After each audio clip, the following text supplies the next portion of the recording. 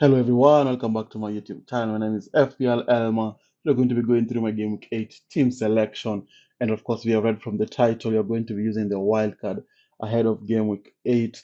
So before we get into the wildcard team and my Game Week 8 team selection, we finally managed to hit 800 subscribers. So I'd like to thank you all guys for the continued support on the channel.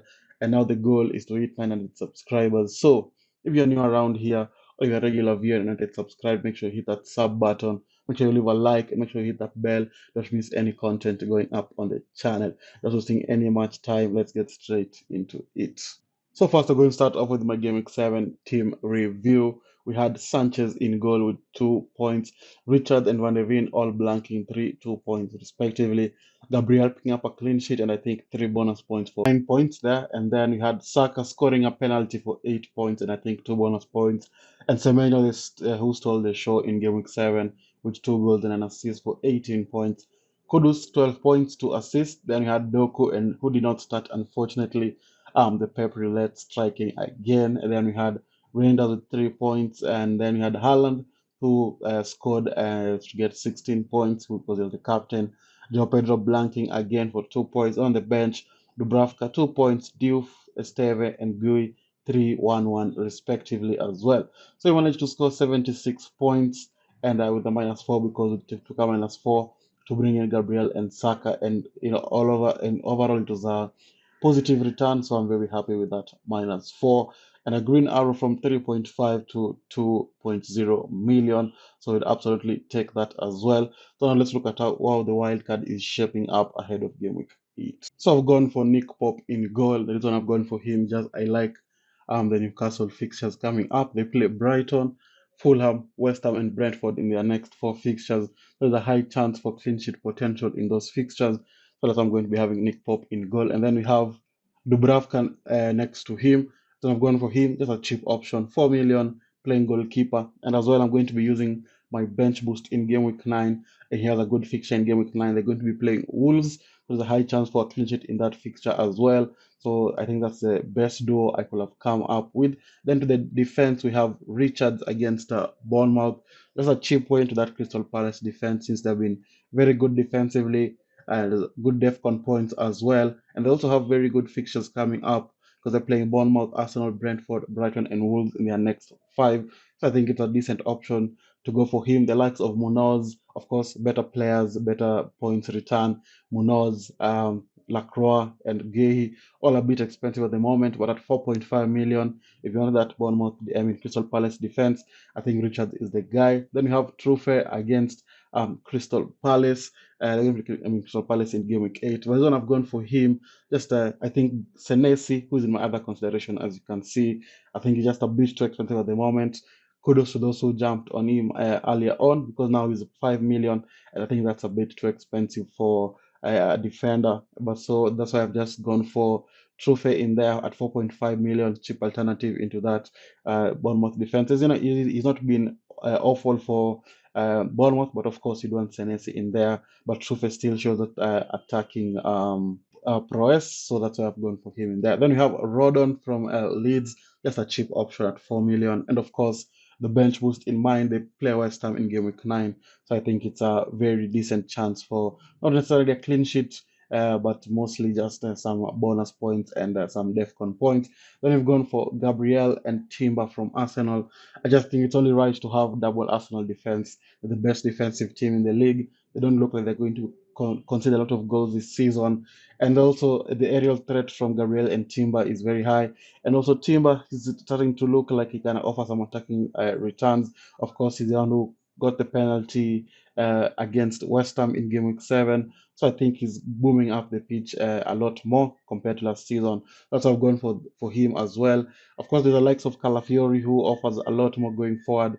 But I just think with Lewis Kelly in the back of Arteta's mind, there might be some rotation in there. So that's why I've gone for Gabriel and Timber, and I hope that they can be able to perform and keep more clean sheets as well. So that's the defense. Now let's look at the midfield. So this is how the midfield is looking like. Going to be having Sarr in there against Bournemouth. Just the same reasons as Richard. Very good fixtures coming up apart from that Arsenal fixture. So I think it's going to be chance of a lot of attacking returns. At only 6.5 million, I think it's a no-brainer to have him in your team. Then you have Semenyo, I think man on fire, man on form. I think he's scoring a lot of goals, getting a lot of assists. Just look like the main man for Bournemouth at the moment. I think he's a must-have for everyone. So if you don't have him, make sure you buy him into your teams. Then you have Saka against Fulham. I think the reason I've gone for him just on penalties. He's very good from set pieces as well. Takes corners for Arsenal. So maybe a cheeky corner to Gabriel Header will be very much appreciated in game week 8. And they have very good fixtures coming up. Fulham, Crystal Palace, Burnley, and Sunderland. And I think he's a must-have as well. But if you don't want Saka, I understand it. But I think at this moment in time, he's the best premium forward out there because Salah is not performing really well.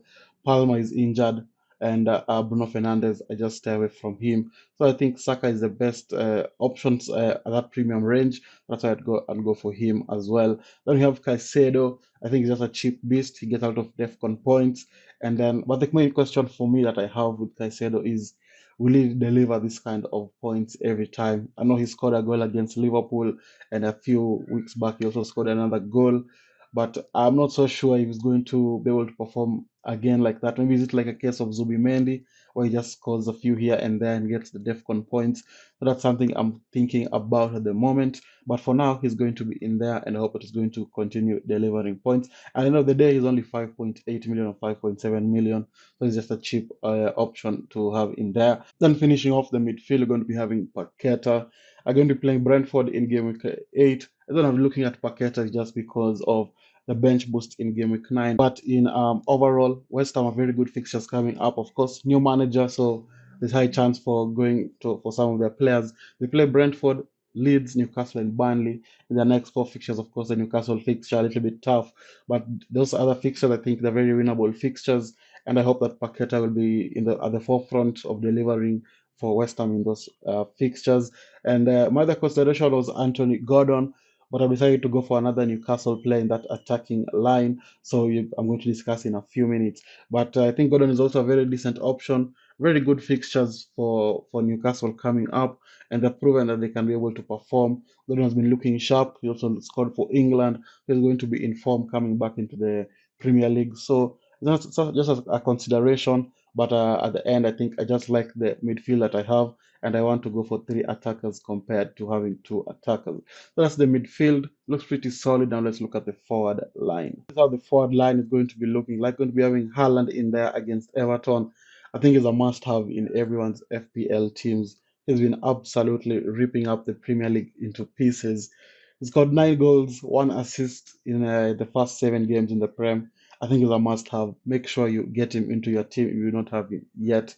Then you have Joe Pedro. I was going for him purely because of fixtures and also his price. I think he's the best player in that price range. Of course, you could argue Bowen is also in that similar price range, but I just like João Pedro because of the fixtures. They play Forest, Sunderland, Spurs, Wolves, and Burnley in their next 5.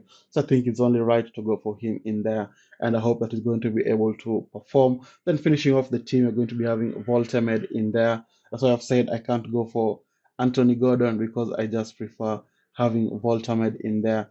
And I do hope that Voltemed is going to be able to perform. He did score for Germany in the national break. He's also scored a wonderful penalty in game week 7.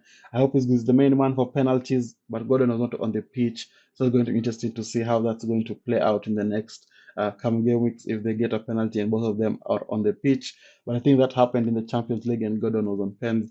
I'm not so sure if Voltemeda was on the pitch. I'm not so sure. I haven't checked out that yet. I've been saying this for weeks, but I do hope that Voltemed is going to be on pens.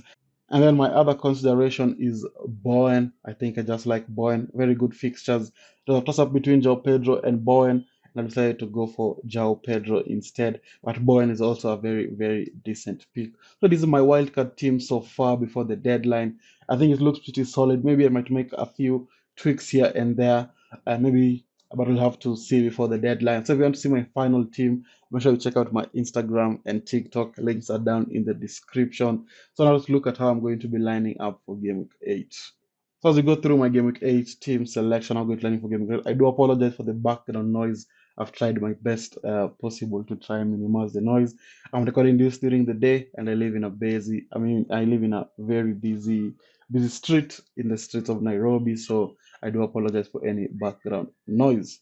So we're going to be having Pop in goal, and then in the defense, we're going to be having Trufe, Gabriel, and Timber. Then I've gone for Trufe instead of Richards, just because Trufe offers us attacking prowess, and I want, of course, Sar to score. So maybe an assist and a goal for Sar, just wipe out the clean sheet, very much appreciated. And of course, I want Semenyo to score, so Richards might not get those clean sheet points. So I think this is the only time we're going to be coinciding with each other. So I just prefer Trufe in there. Then of course Gabriel and Timber, just hoping for clean sheet and attacking returns. Then we have Sa, Semenyo, Saka, and Paqueta in there. In the midfield, look pretty solid. Then we have Haaland, Voltemed, and João Pedro in the forward line, with Haaland having the armband against Everton. Then on the bench, Dubravka, Caicedo, Rodon, and Richards. So that's the team for Game Week 8. Looks pretty solid, and I hope that it's going to be able to perform. I hope that you can be able to reach 100 points. So as we get to the end of the video, once again, apologize for the background noise. And if you managed to reach this far, don't forget to leave a like and subscribe, and I'll see you all guys later. Bye-bye. Bye.